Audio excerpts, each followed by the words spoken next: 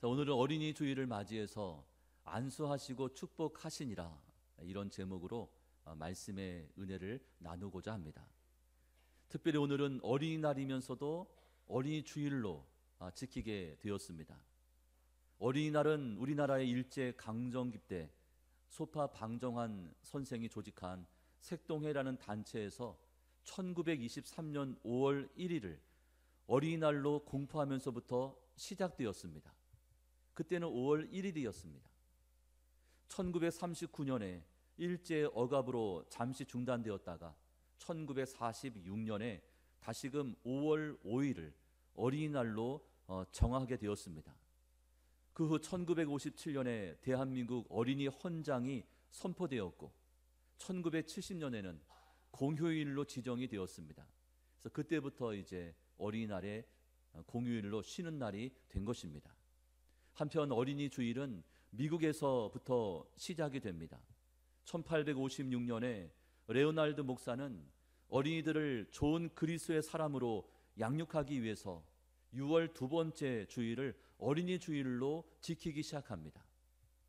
지금도 미국뿐 아니라 많은 나라들이 6월 둘째 주일을 어린이 주일로 지금도 지키고 있습니다. 우리나라는 5월 5일 어린이날을 감안해서 5월 첫 번째 주일을 어린이 주일로 지금도 지키고 있는 것이죠. 이처럼 저희가 어린이날, 어린이 주일을 지키는 것은 어린 영혼의 소중함을 알고 그 아이들을 제대로 양육하고 온전히 세우기 위해서입니다. 그런데 예수님께서는 이미 2000년 전부터 어린아이들을 소중하게 여기시고 그들을 축복해 주셨음을 오늘 말씀을 통해서 알 수 있습니다. 자, 보통 몇 살까지가 어린이입니까? 몇 살까지를 어린이라고 부릅니까? 초등학교 6학년까지가 어린이입니다. 그러면 중학교 올라가면 그 다음에는 뭐라고 부릅니까? 청소년이라고 부르죠.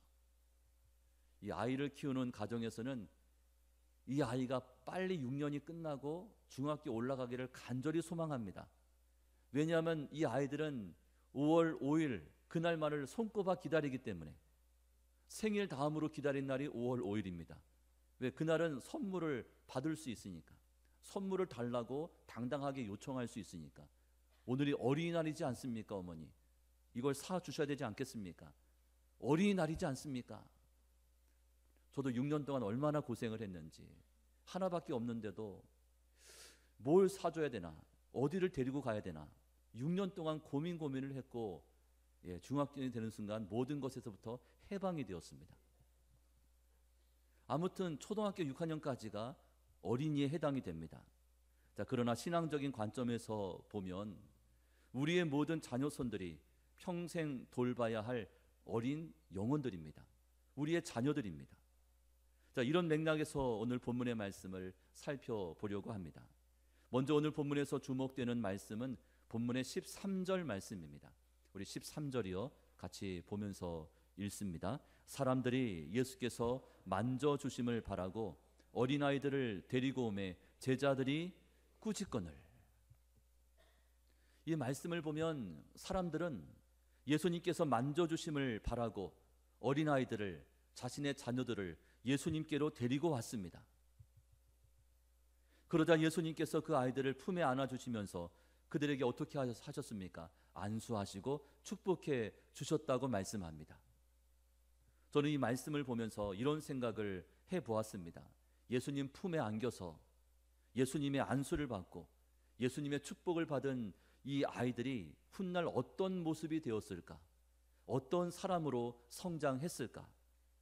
한 가지 분명한 것은 어렸을 때부터 주님 품 안에서 은혜와 축복을 받으며 성장한 이 아이들은 결국 복 있는 사람이 된다는 사실입니다. 여러분 한번 생각해 보십시오.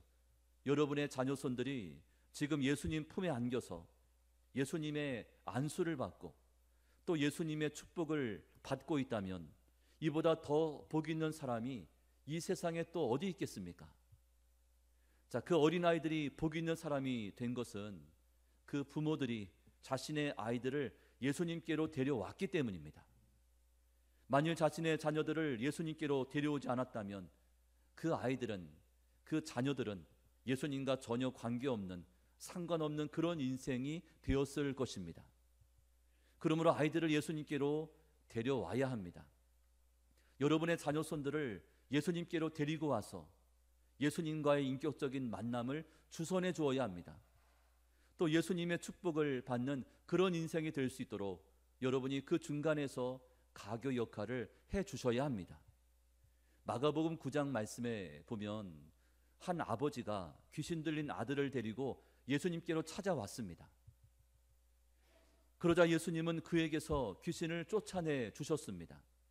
예수님께로 아들을 데리고 왔더니 아들의 문제가 해결된 것입니다. 복 있는 자녀가 되었습니다. 사무엘상 1장 말씀에 이 안나가 기도함을 통해서 사무엘을 낳게 됩니다. 어린 사무엘을 성전으로 데리고 가서 제사장에게 맡기는 장면이 사무엘상 1장 말씀에 기록되고 있습니다. 어린 사무엘은 성전 안에 머물면서 그 믿음과 신앙이 성장하였습니다. 그리고 훗날 하나님께서 귀하게 쓰시는 선지자가 되었습니다. 하나님 계신 성전으로 아들을 데리고 갔더니 그가 나라를 살리는 민족의 지도자가 된 것입니다. 그가 복 있는 사람이 된 줄로 믿으시기를 바랍니다. 자, 저희 교회의 다음 세대, 이 교회 학교는 주일 11시 유초등부 예배가 드려지고 또 오후 1시 반에 청소년과 청년들의 연합예배로 함께 모이고 있습니다. 여러분의 자녀손들을 하나님과의 만남이 있는 이 예배의 자리로 데리고 나오셔야 합니다. 진정 그 아이들을, 여러분의 자녀들을 아끼고 사랑하신다면 하나님 앞에 예배자로 세우셔야 합니다. 강권적으로 여러분의 아이들을 주님 앞으로 이끌어 오셔야 합니다. 여러분, 예전에는 교회를 다녔는데 지금은 쉬고 있는, 교회를 다니지 않고 있는 자녀들이 얼마나 많은지 몰라요. 그들은 변명도 많고 핑계도 많습니다. 일주일 내내 일을 했으니까 주일만큼은 쉬어야 되지 않겠습니까? 그러면서 이불 속에 들어가 있는 거죠. 또 어떤 아이들은 주일에 아르바이트, 알바를 뛰어야 된다고, 예배 시간에 알바 시간이 겹치니까 예배 가지 않고 알바하러 갑니다. 돈 벌러 갑니다. 용돈 벌러 다니는 거예요. 또 주일날 되면 친구들 만나서 놀러 다니기 바쁩니다. 여러분, 그런 자녀손들을 바라보면서 여러분 어떻게 반응하고 있습니까? 아, 그래? 아, 그렇겠지. 그럴 수도 있겠지. 아, 그렇게 해라. 여러분, 암묵적으로 인정해주고 또 긍정하고 있지는 않습니까? 여러분, 아닌 것을 아니라고 이야기해 주셔야 합니다. 그건 잘못된 것이라고, 주의를 거룩히 지켜야 한다고, 예배 자리에 나아가야 한다고 여러분 강권적으로 여러분이 권면하셔야 합니다. 그래야 그 영혼의 구원뿐 아니라 하나님의 축복을 받는 형통한 인생이 될 수 있습니다. 다음으로 오늘 본문에서 눈여겨봐야 할 하나님의 말씀은 14절과 15절입니다. 우리 두 절 말씀도요, 우리 같이 읽습니다. 예수께서 보시고 노하시어 이르시되 어린아이들이 내게 오는 것을 용납하고 금하지 말라. 하나님의 나라가 이런 자의 것이니라. 내가 진실로 너희에게 이르노니 누구든지 하나님의 나라를 어린아이와 같이 받들지 않는 자는 결단코 그곳에 들어가지 못하리라. 자, 그런데 제자들은 예수님께로 나온 그 아이들을 어떻게 했습니까? 꾸짖고 야단을 쳤습니다. 아마도 아이들이 시끄럽게 떠들었거나 아니면 장난을 쳤겠죠. 본래 아이들은 그렇습니다. 모이면 떠들고 장난치는 것이 아이의 몸에 배어 있습니다. 하지만 예수님은 오히려 그런 제자들 모습에 노하셨습니다. 화를 내셨습니다. 그러면서 무엇이라고 말씀합니까? 어린아이들이 내게 오는 것을 금하지 말라. 하나님의 나라는 이런 자들의 것이니라. 어린아이와 같이 하나님의 나라를 받아들이지 않는 자는 결단코 그곳에 들어가지 못하리라. 여기서 주님은 어린아이와 같아야 한다라는 의미심장한 말씀을 들려주고 계십니다. 물론 이 말씀이 어린아이가 되어야 구원받을 수 있고 어린아이가 되어야 천국에 들어갈 수 있다는 그런 뜻은 아닙니다. 대신 구원받은 사람은, 이미 구원받은 사람들은 어린아이의 모습, 그 아이들의 특성을 유념해야 한다는 교훈적인 의미로 해석할 수 있습니다. 자, 그렇다면 어린아이들에게는 어떤 특성이 있습니까? 어떤 특징이 있습니까? 첫째는 단순성입니다. 단순합니다. 여러분, 어린아이들은 복잡하지가 않습니다. 콩은 콩이고 팥은 팥입니다. 하얀 것은 하얀 것이고 검은 것은 검은 것입니다. 이처럼 아이들은 매우 단순합니다. 이거 아니면 저겁니다. 미국에서 하나님께 보내는 편지라는 책이 100만 부 이상 팔리면서 화제가 된 적이 있습니다. 그 책에는 어린아이들이 하나님께 보낸 이 편지 내용이 실려 있습니다. 몇 가지 내용을 보면 이런 내용입니다. 하나님은 왜 TV에 한 번도 안 나오시나요? 가끔 한 번씩 TV에 나와주세요. 그런 내용이 있기도 하고, 또 하나님이 쓰신 성경책은 아주 좋은 책인 것 같아요. 또 쓰신 다른 책은 없나요? 하나님, 요즘은 왜 다른 동물들을 만들지 않으시나요? 하나님, 토요일에는 비가 오지 않게 해주시면 안 될까요? 하나님은 정말 계신 건가요? 아니면 계시는 척 하시는 건가요? 그런 내용들을 기록하고 있는 책입니다. 어린아이들의 단순함을 엿볼 수 있는 그런 내용들, 그런 대목들입니다. 어린아이의 두 번째 특성은 흡수성입니다. 바위 위에 물을 쏟으면 그 물은 다 흘러내려갑니다. 그리고 굳어있는 땅 위에 비가 내리면 그 빗물의 대부분은 땅속으로 흡수되지 못한 채 강물로 흘러갑니다. 그러나 사막에 비가 내리면 사막은 그 모든 빗물을 흡수해버립니다. 단 한 방울도 흘려보내지 않습니다. 여러분, 어린아이들이 이와 똑같습니다. 마치 사막이 물을 흡수하는 것처럼 모든 것을 흡수해버립니다. 아이들은 알려준 대로, 가르치는 대로 그 모든 것을 받아들입니다. 하얀 백지 위에 그림을 그리는 것과 똑같습니다. 주일학교 선생님이 하나님께서 해와 달과 별을 만드셨어요라고 가르친 후에 그 아이들에게 이렇게 질문합니다. 여러분, 해와 달과 별은 누가 만드셨죠? 그러면 아이들은 열이면 열, 한 입으로 뭐라고 이야기합니까? 하나님이요 라고 대답합니다. 배운 대로 이야기하는 거예요. 이처럼 어린아이들은 가르쳐준 대로 다 받아들입니다. 반면 어른들은 어떻습니까? 어른들에게 해와 달과 별은 하나님께서 창조하셨습니다 라고 가르친 후에 그들에게 물었습니다. 여러분, 해와 달과 별은 누가 창조하셨습니까? 그러면 그 즉시 하나님이라고 대답하는 분들이 많지가 않습니다.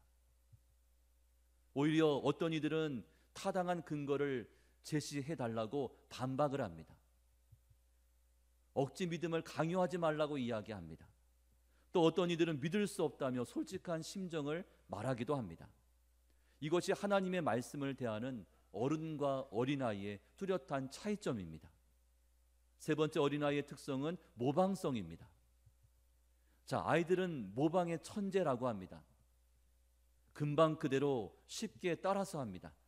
여러분, 갓난아기는 생후 9일이 지나면서부터 불빛을 볼 수 있고 생후 49일부터는 엄마를 알아본다고 합니다. 그리고 두 눈동자가 또렷해지면서 모방을 시작한다는 그런 연구 결과가 발표되기도 했습니다. 어떤 한 아이가 말끝마다 제기랄 이렇게 말하는 이 습관이 있는 것을 선생님이 발견했습니다. 말끝마다 제기랄 그러는 거예요. 자, 그래서 선생님은 그 아이 어머니에게 전화 걸어서 당신의 아들에게 이 같은 버릇이 있는지를 알고 있는가를 물었습니다. 자, 그랬더니 그 어머니는 금시초문이라는 듯이 이렇게 대답을 했다고 합니다. 제기랄, 우리 아들이 그런 말을 한다는 것이 믿어지지 않습니다. 제기랄. 자, 그 아들이 누구를 따라한 것입니까? 엄마를 따라하는 거예요. 무의식 가운데 내뱉었던 그 엄마의 그 말투를 그대로 배워서 따라한 것이죠. 이처럼 아이들은 모방의 천재입니다. 잘 따라합니다. 여러분이 알든 모르든 여러분 곁에서 함께 살면서 그 아이들이 여러분의 모습과 말투와 행동을 그대로 따라하며 닮아갑니다. 여러분, 아이들은 그저 단순하게 흡수하고 모방하기 때문에 어렸을 적부터 하나님의 말씀으로 양육하고 또 그들에게 신앙의 본을 보이는 것은 너무나 중요한 문제입니다. 신명기 6장 4절로 7절 말씀에 그런 자녀들에게 어떻게 하라고 말씀하고 있는데, 이 말씀이요, 우리 천천히 같이 읽습니다. 이스라엘아 들으라. 우리 하나님 여호와는 오직 유일한 여호와이시니 너는 마음을 다하고 뜻을 다하고 힘을 다하여 내 하나님 여호와를 사랑하라. 오늘 내가 내게 명하는 이 말씀을 너는 마음에 새기고 내 자녀에게 부지런히 가르치며 집에 앉았을 때든지 길을 갈 때든지 누워 있을 때든지 일어날 때든지 이 말씀을 강론할 것이며. 아멘. 여러분, 하나님의 말씀을 너의 자녀에게 어떻게 가르치라고 했습니까? 부지런히 가르쳐라. 집에 앉았을 때에도 또 길을 갈 때에도 누워 있을 때에도 일어날 때에도 매 순간순간마다 하나님의 말씀을 강론하라, 가르쳐라. 그런 말씀을 우리 가운데 명하고 있습니다. 여러분, 아이들의 신앙 교육과 훈련은 어디에서 이루어져야 합니까? 가정에서부터 이루어져야 합니다. 에베소서 6장 4절 말씀에 또 아비들아 너희 자녀를 노엽게 하지 말고 오직 주의 교훈과 훈계로 어떻게 하라고 했습니까? 양육하라. 우리의 자녀들을 믿음과 신앙으로 양육해야 합니다. 여러분은 어떻습니까? 현재 여러분의 가정 안에 여러분의 자녀손들을 믿음과 신앙으로 양육하고 계십니까? 여러분, 주일학교 때 또 청소년 때 청년 때 그래 교회 안에서 그렇게 열심히 교회를 다니고 또 학생부 회장, 청년부 회장, 리더 다 맡아서 했던 그 믿음의 귀한 자녀들이 어느 순간부터 교회를 나오지 않습니다. 어느 순간부터 주님을 등져버립니다. 자, 이유가 무엇입니까? 교회를 다니기는 다녔는데 하나님의 말씀으로 교육받지를 못하는 거죠. 믿음의 뿌리가 없습니다. 교회를 다니긴 다녔고 직분을 맡긴 맡았었는데 그런데 믿음과 신앙으로 양육을 받지 못했습니다. 그러니까 세상 사회생활 시작하면서부터 그 믿음이 흔들려 버린 거죠. 세상으로 마음을 빼앗기고 말았습니다. 여러분의 가정 가운데 그런 권속들, 그런 자녀손들 있지 않습니까? 디모데후서 1장 5절 말씀에 디모데의 믿음에 관해서 이렇게 이야기합니다. 쉬운 성경으로 번역해서 말씀을 드리면 나는 그대의 진실한 믿음을 기억하고 있습니다. 디모데의 믿음이 진실한 믿음이라고 했습니다. 그 믿음은 그대의 할머니 로이스와 어머니 유니게에게 있었던 것인데 이제 그대가 그 믿음을 물려받았습니다. 할머니의 믿음을 물려받았고 어머니의 믿음을 물려받았다고 했습니다. 그러므로 디모데의 그런 진실한 믿음은 할머니의 믿음이었고 어머니의 믿음이었습니다.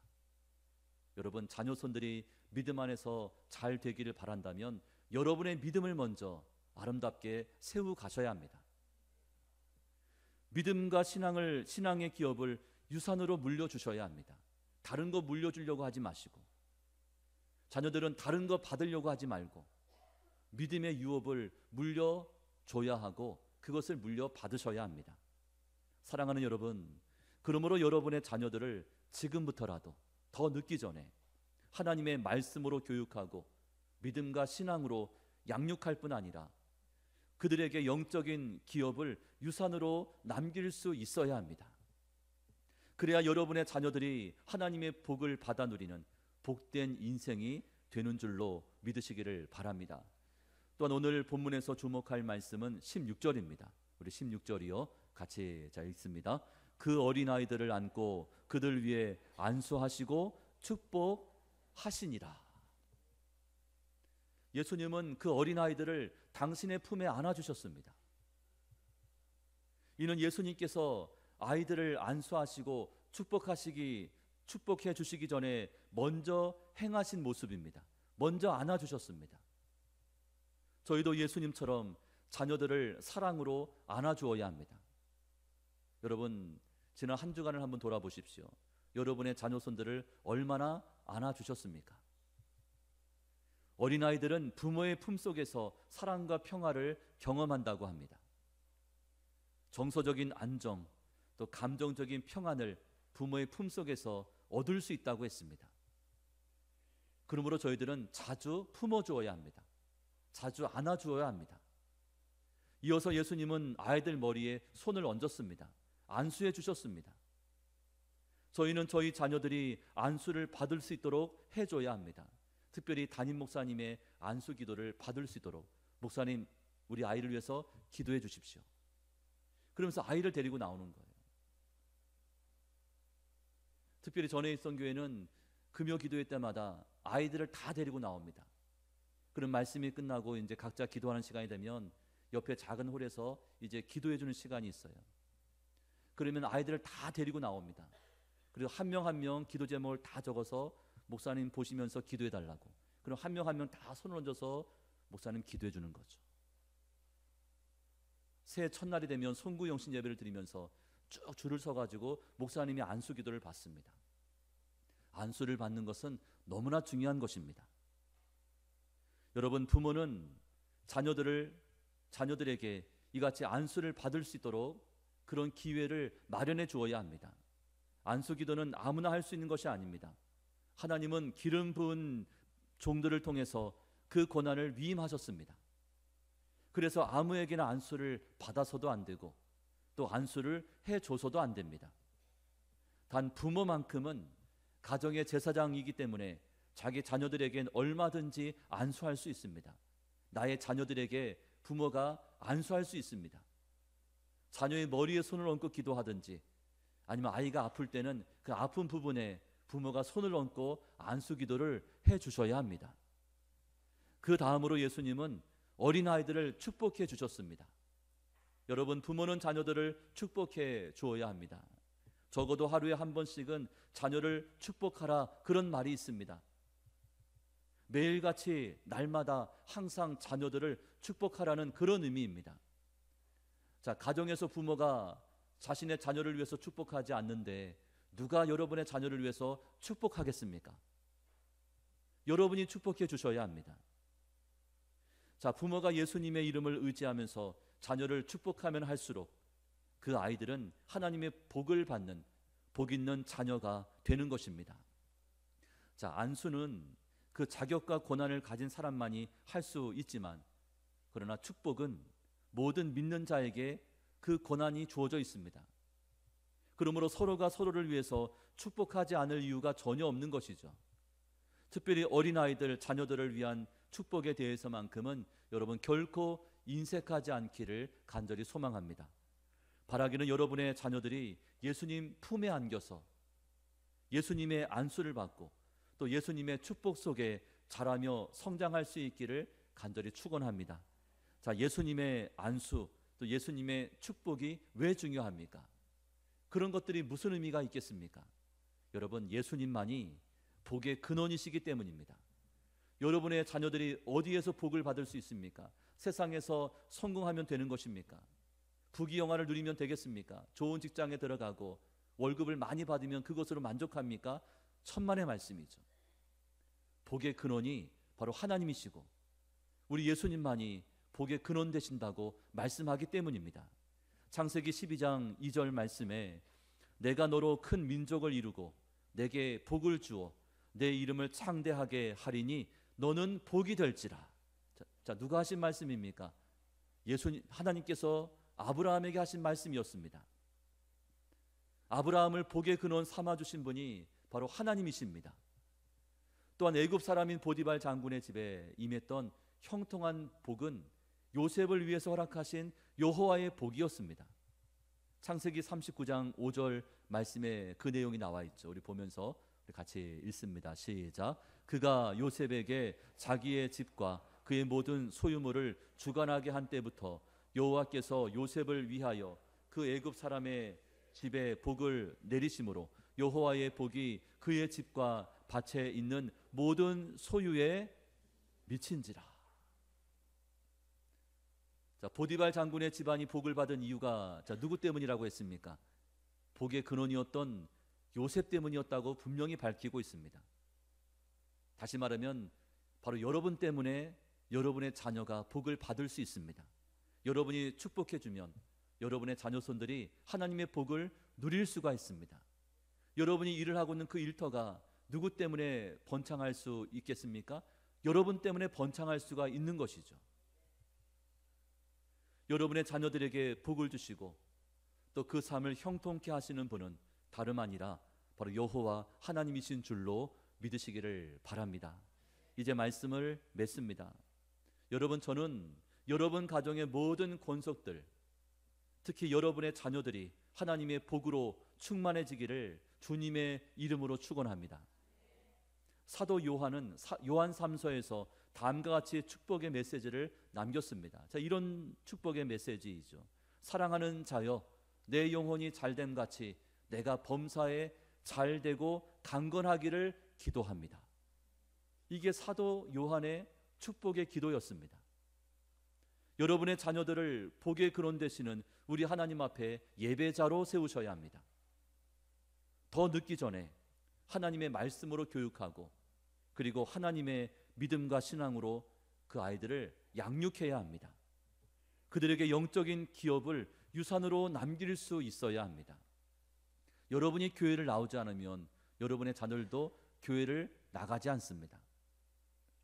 여러분이 예배를 드리지 않으면 여러분의 아이들도 예배를 드리지 않을 거예요. 여러분이 가정에서 말씀을 보지 않으면 여러분의 자녀들도 말씀을 보지 않겠죠. 여러분이 가정에서 기도하지 않으면 여러분의 자녀들도 기도하지 않을 거예요. 본대로 따라합니다. 그러면 그 아이들한테 할 말이 없어요. 여러분, 가정 안에서 신앙과 믿음의 본을 보여주시고 특별히 여러분의 자녀손들을 예배자로 주님 앞에 데리고 나오셔야 합니다. 하나님의 말씀으로 교육하고 또 믿음과 신앙으로 양육해야 합니다. 영적인 기업을 유산으로 남길 수 있어야 합니다. 바라기는 여러분의 자녀들이 주님 품에 거하면서 복을 주시고 형통케 하시는 우리 하나님의 은혜 또 하나님의 축복을 풍성히 받으며 누리는 그런 인생 다 될 수 있기를 주님의 이름으로 축원합니다. 아멘.